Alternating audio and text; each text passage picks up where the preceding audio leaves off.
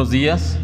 En esta mañana de domingo 22 de noviembre del año 2020, les envío un saludo desde nuestra iglesia, la Iglesia Cristiana Bautista Eliasim, esperando que hayan tenido una excelente semana y que el Señor los siga fortaleciendo en este tiempo. En este domingo vamos a continuar con nuestra serie de mensajes que tiene por título Una mirada a Gálatas, y el día de hoy nos corresponde hablar y estudiar un poco acerca de lo que nos dice Dios, el Señor, en Gálatas capítulo 4. Y para poder comenzar en esta mañana me gustaría hacer un resumen rápido de lo que hemos estado hablando en las semanas anteriores. Y revisando esta carta a los Gálatas en la primera semana, abordamos el primer capítulo de la misma y ahí pudimos nosotros apreciar que Pablo ha lanzado una reprensión a sus lectores por su equivocación al permitir la entrada de falsos maestros a las iglesias, y estos los habían llevado tras un falso evangelio que había ocasionado que los Gálatas estuvieran corriendo en vano en su vida espiritual. Luego, en el capítulo 2, la segunda semana, en la parte central de este capítulo, nosotros pudimos leer cómo Pablo nos cuenta un episodio en el que el apóstol Pedro había visitado la ciudad de Antioquía. Y en esa visita Pedro había estado conviviendo con los gentiles, incluso Pablo escribe que Pedro había hasta comido con ellos. Pero después de un tiempo llegaron unos judíos visitantes y entonces Pedro se apartó de los gentiles y ya no comía más con ellos. Ahora bien, el problema que esto supone es que Pedro y muchos de los creyentes judíos de aquella época estaban dudando realmente si la salvación pudiera también ser para los gentiles y no solamente para los judíos. Esta era la duda que había dentro de las iglesias. Por esta razón, Pablo tuvo que recordarles en esta carta, tuvo que recordarles también en su momento a los apóstoles cuando fue a Jerusalén, que los creyentes gentiles y los creyentes judíos, todos tienen la salvación de Dios por igual, mientras tengan fe en Jesucristo, el Hijo de Dios. Nosotros somos salvos no por el cumplimiento de una serie de leyes y de normas, sino que los creyentes, los cristianos, somos salvos cuando depositamos nuestra fe en Jesucristo, el Hijo de Dios, tal como nosotros pudimos leer en Gálatas capítulo 2, versículo 16. El hombre no es justificado por las obras de la ley, sino por la fe en Jesucristo. Nosotros también hemos creído en Jesucristo para ser justificados por la fe en Cristo y no por las obras de la ley, por cuanto por las obras de la ley nadie será justificado. Ahora bien, con todo lo claro que pudiera parecer esta declaración de que nosotros somos salvos solamente por medio de la fe, Pablo en el capítulo 3 de la carta va a recalcar este hecho y lo va a hacer recordándole a sus lectores que intentar ser salvos por medio de la ley es algo sencillamente imposible. Una vez más, vayamos a la Biblia, Gálatas capítulo 3, versículo 10, porque todos los que dependen de las obras de la ley están bajo maldición, pues escrito está, maldito todo aquel que no permaneciere en todas las cosas escritas en el libro de la ley para hacerlas. Ahora, según lo que marca la ley, la única manera de ser justificado por ella es cumplirla en su totalidad, cabalmente, sin faltar en ninguno de sus mandamientos. Y si nosotros falláramos, aunque sea en solamente uno de ellos, aunque sea en el más pequeño, entonces nosotros estaremos condenados. Esto es lo que marca, esto es lo que enseña la ley. Así que, pregunta, hermanos, ¿cuántos de nosotros podríamos decir o podríamos cumplir toda la ley? Y si lo pensamos seriamente por un momento, la verdad es que ninguno de nosotros podría cumplir la ley a cabalidad. Y aunque es verdad que cumplir la ley es un medio de salvación, si alguien pudiera cumplir la ley completamente sería salvo, eso es verdad.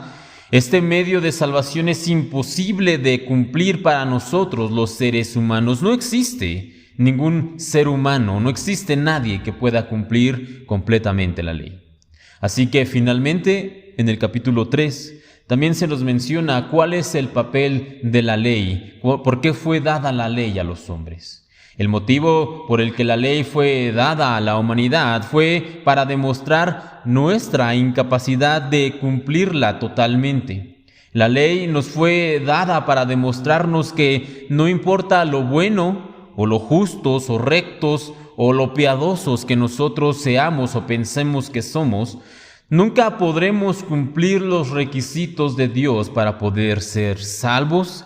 Entonces nuestra única esperanza es depositar nuestra fe en Jesucristo, el Hijo de Dios, depositar nuestra fe en la obra redentora del Señor. Ahora, hasta aquí tenemos un rápido resumen de lo que hemos estado viendo en los primeros 3 capítulos de esta carta a los Gálatas.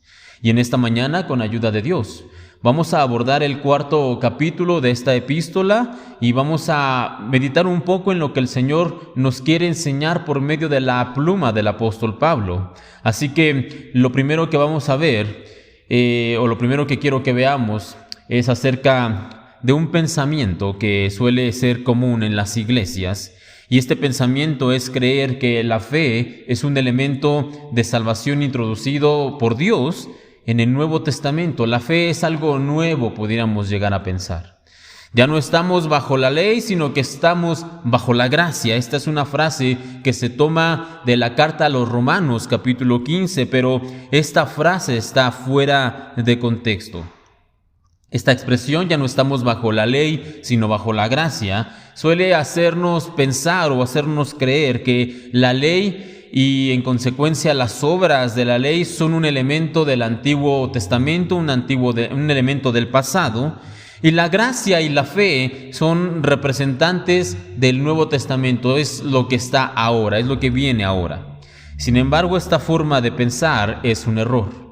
La fe y la gracia son y siempre han sido el medio que Dios ha querido utilizar para la salvación de los creyentes.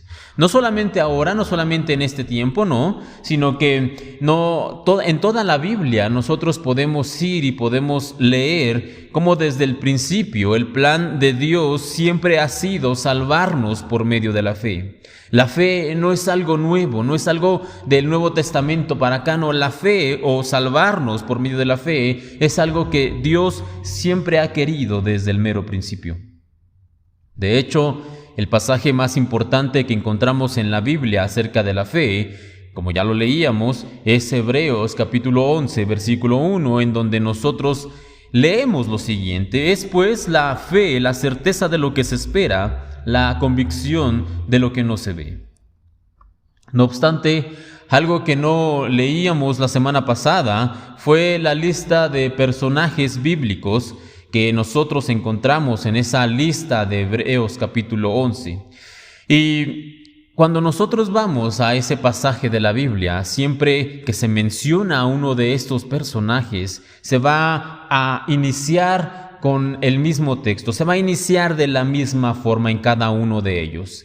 La Biblia en Hebreos capítulo 11, cuando enumera a toda esta lista de personajes, hombres y mujeres de la fe, siempre comienza a hablar de ellos diciendo: fue por la fe, fue por la fe. Abel, Enoc, Noé, Abraham, Sara, Jacob, Moisés, Rahab, David, Samuel y todos aquellos que fueron salvos desde el Antiguo Testamento hasta el día de hoy han sido salvos por medio de la fe en Dios y no por las obras. Y cuando digo todos, hermanos, es todos. Todos los creyentes, cuando han depositado su fe en el Señor, han sido salvos no por obras, sino por la fe. Ahora, tal como ya lo ha dejado claro Pablo en el capítulo 2 de la carta a los Gálatas que ya veíamos anteriormente, donde nosotros leemos: sin embargo, sabemos que una persona es declarada justa ante Dios por la fe en Jesucristo y no por la obediencia a la ley, pues nadie jamás será declarado justo ante Dios mediante la obediencia a la ley. Así que, hermanos, con una enseñanza tan clara, es increíble que haya personas que puedan pensar o que puedan creer que las obras el hacer cosas, suman algo a nuestra salvación, o aún peor, hay creyentes que consideran que las obras son absolutamente necesarias para poder alcanzar la salvación. A este tipo de personas este tipo de personas consideran que seguir la ley es una forma de complementar el sacrificio de Cristo. Ellos consideran que judaizar, cuando digo judaizar me refiero a aquellos que practican cuestiones propias del judaísmo. Ellos consideran que judaizar los hace más aceptables delante de Dios. Y también piensan que sus buenas obras son el medio por el cual han de afianzar su salvación y entonces podrán ganar la vida eterna. Es por esta razón que Pablo utiliza el capítulo 3, que ya veíamos la semana pasada, y el capítulo 4 de esta carta a los Gálatas para derribar precisamente esta manera de pensar que tenían los creyentes en aquel entonces, y que también muchas veces todavía los creyentes tienen al día de hoy. Y es que para los judíos y para los judaizantes que ya mencionábamos, aquellos que querían ser salvos cumpliendo la ley, no había nadie más grande que Abraham, no había nadie más grande que este hombre, este antiguo patriarca. Y nosotros, o alguno podría pensar, no, bueno, en la Biblia Moisés hizo más cosas, sacó al pueblo de Egipto, hizo muchos milagros, estuvo con ellos 40 años en el desierto. Algunos pudieran pensar que Moisés tal vez es más grande que Abraham, pero lo cierto es que aunque Moisés fue incluso el que recibió la ley de Dios, el que es más importante o el que es más grande, por decirlo de algún modo, entre los judíos es Abraham. Él es quien tiene el primer puesto entre el pueblo de Israel. Incluso los judíos no se autoproclaman los hijos de Moisés, no, ellos se refieren a sí mismos como los hijos de Abraham. E incluso recordemos que una manera judía de expresar que alguien ha llegado a la eternidad, que alguien está en el paraíso, digamos, es que ha estado ahora en el seno de Abraham. Esto nosotros lo podemos leer en la parábola que encontramos en el Evangelio según San Lucas. Puede buscarlo después usted, Lucas capítulo 16, versículo 22, la parábola del rico y Lázaro. En la parte central de la parábola se nos dice que aconteció que murió el mendigo y fue llevado por los ángeles al seno de Abraham. Así que este personaje, este Abraham, es el más importante entre los judíos y los que quieren parecer judíos. Y por esa razón es que desde el capítulo 3 de la carta, Pablo comienza a hablar de él y comienza a mostrarle a sus lectores que incluso Abraham, incluso el gran patriarca Abraham, fue justificado delante de Dios por medio de la fe y no por medio de las obras. Pablo, como judío, conoce este papel protagónico que juega Abraham en la vida de los judíos y de los judaizantes, y es por esta razón que va a demostrar a través de este ejemplo que la salvación, una vez más, viene por medio de la fe, y lo hace en una declaración central en el capítulo 3 de la carta a los Gálatas. Ahí nosotros leemos lo siguiente: así Abraham creyó a Dios y le fue contado por justicia. Sabed, por tanto, que los que son de fe, estos son hijos de Abraham. Y nosotros ya mencionábamos la semana pasada que la salvación, esta justificación que llegó por medio de la fe, vino a la vida de Abraham cuando él creyó la promesa del Señor acerca de que su descendencia, la descendencia de Abraham, sería tan numerosa como las estrellas del cielo. Aun cuando Abraham, en ese punto de su vida, no tenía ningún hijo y ni siquiera había podido engendrar uno, aun cuando lo había intentado por décadas. En este punto es cuando el Señor se le presenta a Abraham, le da esta promesa, Abraham cree en Dios y entonces es declarado justo. Y es justamente este asunto del hijo prometido por Dios o el hijo de la promesa, el tema central del capítulo 4, este capítulo que nos corresponde en esta mañana. En este capítulo 4 de Gálatas se nos va a hablar una alegoría entre el hijo de la promesa y el hijo de la esclava. Y es que aquellos que desean ser salvos por cumplir la ley son una figura de Ismael, el hijo de la esclava. El hijo que Abraham tuvo precisamente con Agar, una esclava, una sierva de Sara, y este hijo, nos dice la Biblia, que jamás heredaría la promesa de Dios. Ahora, por otro lado, aquellos que entienden y que aceptan que nosotros somos salvos únicamente por medio de la fe, son como Isaac, el hijo de la promesa, el hijo que verdaderamente Dios le dio a Abraham y a Sara. Así que para poder entender mejor esta relación, para poder comprender mejor esta alegoría, vamos a ver primero un poco acerca del contexto de esta historia, y el contexto nosotros lo encontramos en el capítulo 16 del libro de Génesis. Usted puede leer con detenimiento esta historia de qué fue lo que pasó, cómo es que sucedió todo esto. Reitero, Génesis capítulo 16, y en esta mañana solamente vamos a hacer un rápido resumen.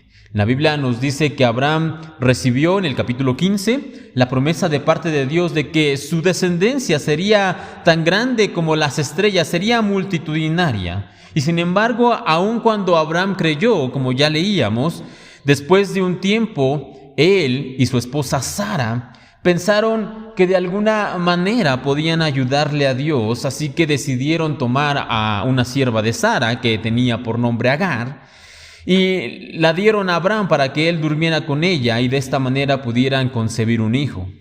Y de esta unión efectivamente nació un muchacho llamado Ismael, pero Ismael delante de Dios o para el Señor no era el hijo de la promesa, no era el hijo que Dios le había prometido a Abraham.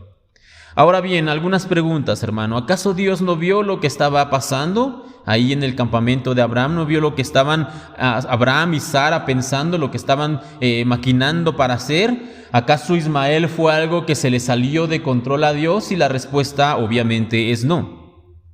Así como la salvación es por medio de la fe, y este siempre ha sido el plan de Dios, de la misma manera estos aparentes errores, entre comillas, siempre han sido permitidos por el Señor, porque en ellos Él tiene una lección para nosotros. Y en este plan, en este nacimiento de Ismael, en este conflicto entre Ismael e Isaac, también el Señor tiene una lección para darnos. Ahora Dios, por medio de la pluma del apóstol Pablo, nos va a contar, utilizando la historia de Sara, de Agar, la historia de Isaac y la historia de Ismael, nos va a contar de manera alegórica cómo nosotros somos justificados por medio de la fe y no por medio de las obras. Y dicho sea de paso, quiero aclarar en este punto, hermanos, que una alegoría, o cuando estamos hablando aquí de una alegoría, nos referimos al hecho de darle un significado simbólico a alguna cuestión, a algún asunto. Una alegoría es darle un significado simbólico a algún acontecimiento. Ahora, en el capítulo 4 de la carta a los Gálatas, por favor le voy a pedir que me acompañe en su Biblia o que lea en su pantalla, dice de la siguiente manera, Gálatas 4, versículo 21 al 23. Díganme ustedes, los que quieren vivir bajo la ley, ¿saben lo que en realidad dice la ley? Las Escrituras dicen que Abraham tuvo 2 hijos, uno de la mujer esclava y el otro de su esposa, quien había nacido libre. El nacimiento del hijo de la esclava fue el resultado de un intento humano por lograr que se cumpliera la promesa de Dios. Pero el nacimiento del hijo de la libre fue la manera en que Dios cumplió su promesa. Una vez más, Isaac, en efecto, es el hijo de la promesa, es el hijo que el Señor le había prometido a Abraham. Ahora, la declaración de Pablo en este asunto, esto que acabamos de leer, es bastante contundente y bastante clara. Si algunos creyentes desean conseguir la salvación por medio de las obras o por medio de la ley, entonces no son hijos de la promesa, número 1. Número 2, todavía son esclavos del pecado. Y número 3, no heredarán el reino de Dios. Y yo no sé ustedes, pero aquí tengo una gran pregunta.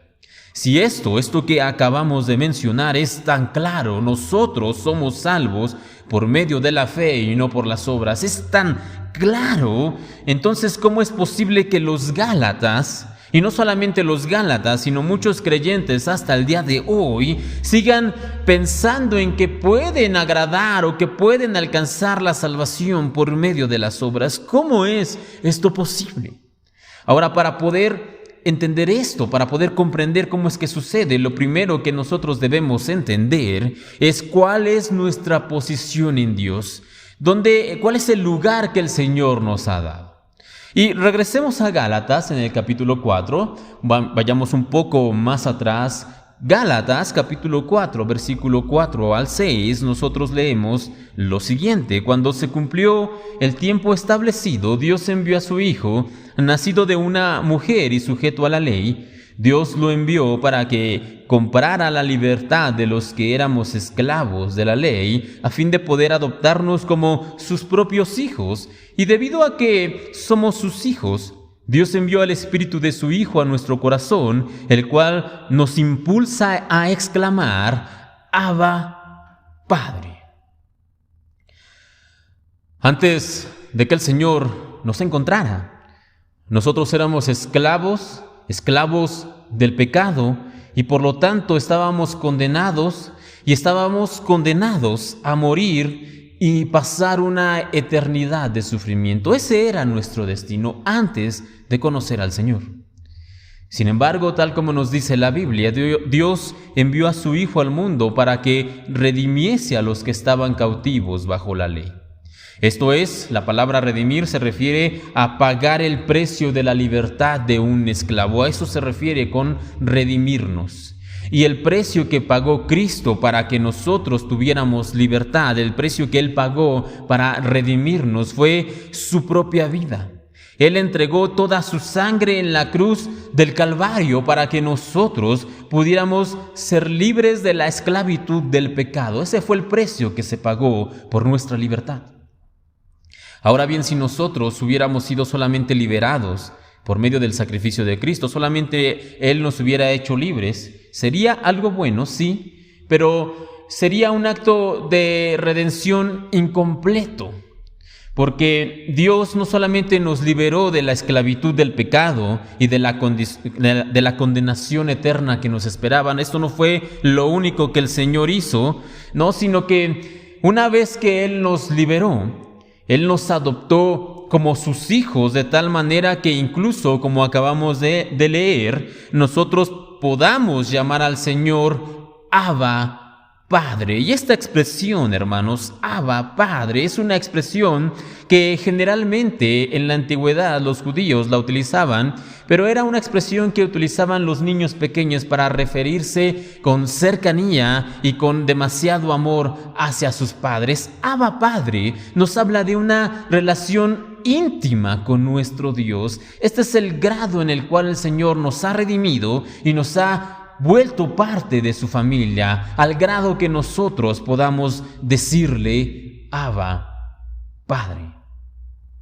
Y Pablo reafirma completamente esto en el siguiente versículo de Gálatas capítulo 4, el versículo 7, en donde nosotros leemos esto: así que ya no eres esclavo, sino hijo, y si hijo, también heredero de Dios por medio de Cristo. Nuestra posición como hijos de Dios por medio de la fe es bastante clara, y llegamos a ocupar esta posición no por nuestras obras o por nuestra justicia o por nuestra voluntad o por ser muy buenos. No, hermanos, nosotros podemos ocupar este puesto de ser hijos de Dios únicamente, exclusivamente por medio de la gracia del Señor, cuando nosotros ponemos nuestra fe en Cristo. No obstante, pareciera que esta posición de hijos por medio de adopción, al aceptar el regalo que el Señor nos ha dado, no es del agrado de todas las personas.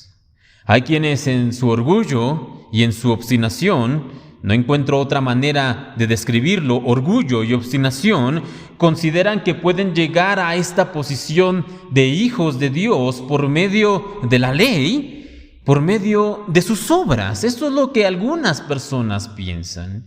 Y esta idea, hemos visto ya en reiteradas ocasiones, es algo completamente imposible. Nadie puede ser justificado mediante la ley, eso ya lo dijimos. De hecho, es imposible cumplir cabalmente la ley, ya lo establecimos, y el que quiere agradar al Señor por medio de la ley es como Ismael y no heredará nunca las promesas de Dios. Luego entonces, volvemos a nuestra pregunta que hicimos hace un momento atrás. ¿Cómo es posible que los Gálatas y que muchos creyentes aún al día de hoy sigan desviándose en esta forma de pensar incorrecta? ¿Cómo es esto posible? Pues bien, hermanos, sucede a causa de un corazón duro y de un corazón orgulloso que se rehúsa a aceptar el regalo de la gracia de Dios. Por eso es que hay gente que piensa de esta manera. Ellos pueden sí aceptar de labios que nosotros somos salvos por la fe en Jesucristo, lo pueden decir, pero solo es de labios para afuera, porque ellos realmente en su corazón tienen una vida y una actitud legalista, y ellos siempre van a continuar buscando ganar la salvación por sus propios medios, lo cual, a la luz de la palabra de Dios, es algo sencillamente imposible. Y ante esta situación que se da en nuestros días todavía y que se daba en las iglesias de Galacia, Pablo no puede más que preguntar lo siguiente, ahí mismo en el libro de Gálatas, en la carta de Gálatas, en el capítulo que hoy estamos viendo, Gálatas 4, versículo 9 a 10, Pablo pregunta: así que ahora que conocen a Dios, o mejor dicho, ahora que Dios los conoce a ustedes, ¿por qué quieren retroceder y convertirse otra vez en esclavos de los débiles e inútiles principios espirituales de este mundo? Pretenden ganarse el favor de Dios al cumplir con ciertos días o meses, estaciones o años. Hermanos, en este punto de la carta, nosotros ya vamos a entrar en un terreno un tanto cuanto delicado. Porque cuando leemos lo que acabamos de leer, Gálatas capítulo 4, versículo 9 y 10, en donde se nos habla acerca de creyentes que estaban intentando cumplir o tener cierta devoción delante de Dios, alguno de nosotros podría preguntar: ¿qué pasa entonces con las disciplinas espirituales como leer la Biblia, orar, ayunar o meditar en la palabra de Dios? ¿Qué sucede con este tipo de disciplinas que tienen los creyentes? Cuando yo hago todo esto, ¿será acaso que estoy cayendo en el terreno de lo legalista y estoy buscando agradar a Dios por medio de mis obras? ¿Será acaso que estoy actuando mal? Alguno de nosotros podría pensar. Así que permítame explicar un poco más acerca de este asunto. Lo que nosotros conocemos como las disciplinas espirituales, los que acabamos de mencionar, además de muchas otras acciones que nos puedan ayudar a vivir para Dios y a servirle mejor, nosotros debemos hacerlas no para agradar más a Dios, ¿no? Ni para intentar pagar algo de su gracia tampoco. No, nosotros debemos hacer esto, todas estas disciplinas, toda esta vida piadosa debemos tenerla para demostrar nuestro amor por el Señor, para agradecerle y a manera de testimonio. Y me explico: nosotros, por amor a aquel que nos ha salvado de la esclavitud del pecado y que nos ha hecho parte de su familia, nosotros por eso hacemos esto, por amor. Nosotros, por agradecimiento de haber sido salvados de una condenación eterna, nosotros queremos y buscamos tener una vida piadosa. Y como testimonio de que nuestra vida realmente ha sido transformada y de que ya no somos esclavos, sino que ahora somos hijos y que Cristo vive en nosotros, por esto es que nosotros vivimos una vida recta, una vida justa. Pero no es para pagar o para agradar o para intentar sumar algo a nuestra salvación. No, nosotros vivimos este estilo o esta forma de vida por amor, por agradecimiento y como testimonio. Sin embargo, si nosotros ponemos por obra todas estas acciones y depositamos en ellas nuestra fe y nuestra confianza en todo esto que hacemos, en todas estas prácticas externas, las hacemos y en ellas ponemos nuestra confianza, en lugar de confiar en Dios, entonces comenzaremos a pensar que por hacer todas estas obras de piedad, Nosotros somos merecedores de la gracia del Señor. Claro, yo soy una persona buena, recta, justa. ¿Cómo es que Dios no va a amarme si yo siempre me porto bien, si yo siempre oro, si yo siempre leo, siempre vengo a la iglesia, siempre cumplo todo lo que Él demanda? Obviamente Dios tiene que amarme. Llegamos a pensar de esta manera. Y esto crea a la larga en nosotros un corazón orgulloso que comienza a juzgar a los demás duramente, que comienza a considerar que todos están mal si no hacen o si no viven de la misma manera en la que yo vivo. Nos convertimos en cristianos legalistas.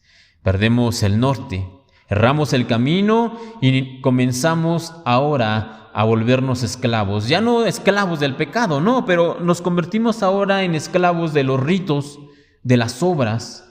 Y como describe Pablo, nosotros pretendemos ganar el favor de Dios al cumplir con ciertos días o meses, estaciones o años, con ciertas prácticas, hermanos. Y este problema del corazón humano, del corazón del hombre que intenta agradar a Dios por medio de las obras, no era exclusivo de los Gálatas, no es exclusivo de nosotros, no, sino que es un problema en general, es un problema del corazón del hombre. De hecho, había otra iglesia que al parecer tenía también este mismo problema. Y nosotros leemos esto en la carta a los Colosenses, otra de las iglesias que visitó Pablo. Colosenses capítulo 2, 20-23, al parecer con el mismo problema, leemos esto. Ustedes han muerto con Cristo y Él los ha rescatado de los poderes espirituales de este mundo. Entonces, ¿por qué siguen cumpliendo las reglas del mundo tales como no toques esto, no pruebes eso, no te acerques a aquello? Esas reglas son simples enseñanzas humanas acerca de cosas que se deterioran con el uso. Podrán parecer sabias porque exigen una gran devoción, una religiosa abnegación y una severa disciplina corporal, pero a una persona no le ofrecen ninguna ayuda para vencer sus malos deseos. Hermanos, una vez más, querer ganar la salvación por medio de las obras es imposible y tratar de agradar a Dios por medio de la ley es completamente inútil. Y por lo contrario, podré entonces, en lugar de llevarnos a agradar a Dios, puede llevarnos a un camino legalista, alejado del verdadero evangelio, engañándonos porque nos hace creer que estamos en apariencia sirviendo a Dios por medio de todas estas obras, pero realmente nos está convirtiendo en esclavos de las obras en sí. Y permítame recordarle que aquellos que decidieron seguir esa senda de agradar a Dios por medio de las obras, los últimos que pensaron hacer eso, o que creyeron que era una buena idea, se llamaban fariseos. Y recordemos, por supuesto, que no tuvieron para nada un final feliz. No obstante, aquí también deseo hacer una aclaración. Esto es muy importante, hermanos. Ni la Biblia, ni el apóstol Pablo, ni yo pretendemos enseñar que nosotros podemos hacer cualquier cosa sin ninguna consecuencia. No. Alguien podría llegar a pensar con esto que acabo de decir, que puesto que mis obras o lo que hago no importan, simplemente con que yo tenga fe, entonces puedo tener un estilo de vida libre y desenfrenado, porque al final del día yo soy salvo por la fe y no por las obras. Alguien podría llegar a pensar de esta manera, pero no, hermanos, esto no funciona de esta forma.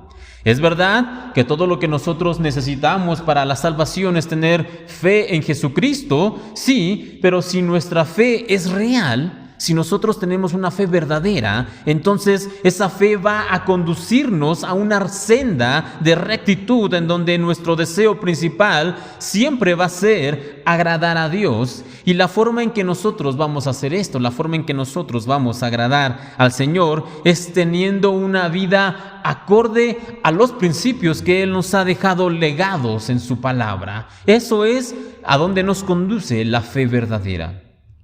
Así que entendemos que una vida recta, una vida piadosa, no nos hace más agradables delante de Dios, ¿no? Ni suma a nuestra salvación algo extra, ¿no? Porque nosotros hemos recibido por gracia esta salvación, pero nosotros vivimos rectamente porque deseamos ser agradecidos con Dios.